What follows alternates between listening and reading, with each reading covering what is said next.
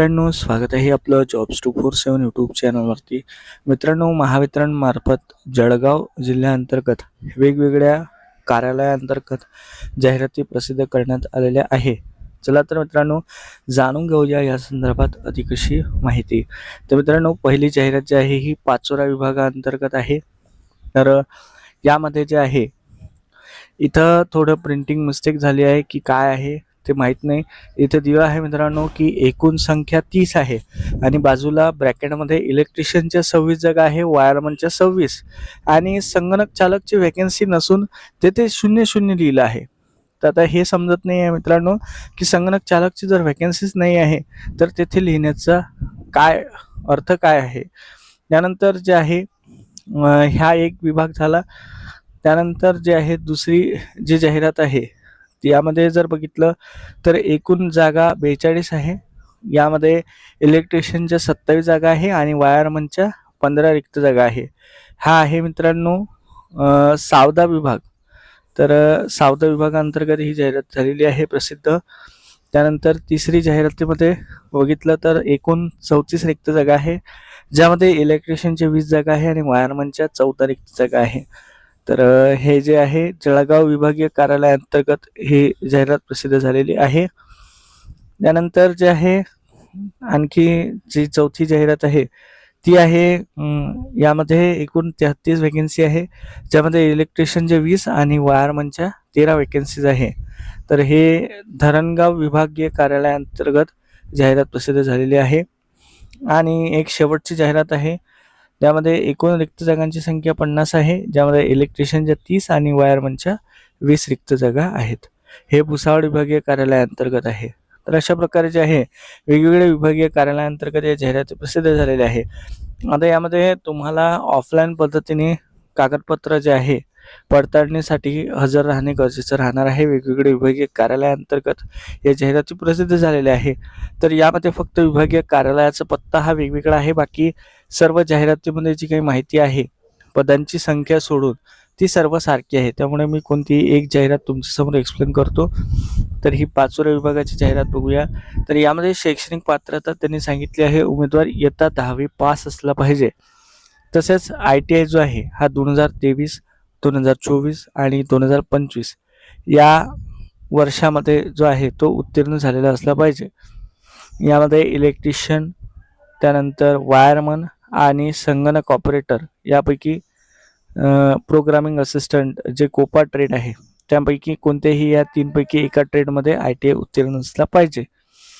त्यानंतर खुल्या प्रवर्गातील उमेदवारांना जे आहे किमान 65% गुण असणे गरजेचं आहे. तसेच मागासवर्गीय प्रवर्गासाठी किमान 60% गुण असणे गरजेचं आहे. वयोमर्यादा जर बघितली तर उमेदवाराचं वय कमीत कमी 18 वर्ष पूर्ण असलं पाहिजे, जास्तीत जास्त 30 वर्ष असलं पाहिजे.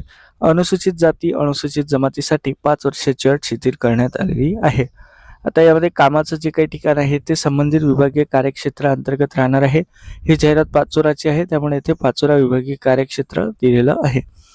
यामध्ये एक महत्त्वाची अट दिलेली आहे की या जाहिरातींसाठी अर्ज करत असताना तुम्ही जळगाव जिल्ह्यातील रहिवासी असणे गरजेचं आहे.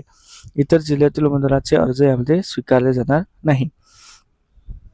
यामध्ये जे आहे अप्रेंटिसशिप इंडिया या पोर्टलवरती तुम्हाला रजिस्ट्रेशन करणे गरजेचं आहे. त्या रजिस्ट्रेशन केल्याची पावती तुम्हाला सोबत घेऊन जावी लागेल.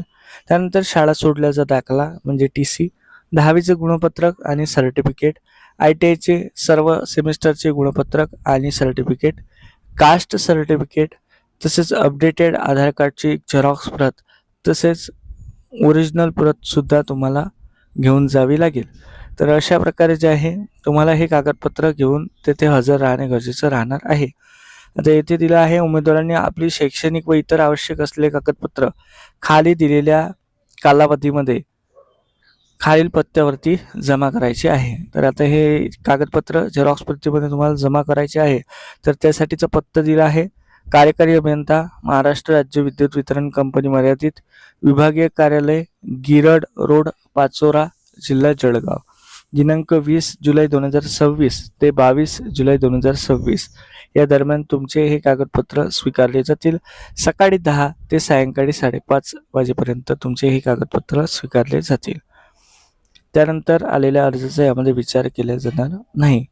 आणि अधिक माहितीसाठी तुम्ही त्यांच्या हेल्पलाईन नंबरवरती कॉन्टॅक्ट करू शकता. इथे खाली लास्टला नंबर दिलेला आहे. अशाच प्रकारे वेगवेगळ्या विभागीय कार्यालयाअंतर्गत ही जाहिरात प्रसिद्ध झालेली आहे. तर सुरुवातीला त्यांनी ऑफलाईन पद्धतीने कागदपत्र मागवलेली आहे. हे कागदपत्र तुम्हाला तिथे नेऊन द्यायचे आहे.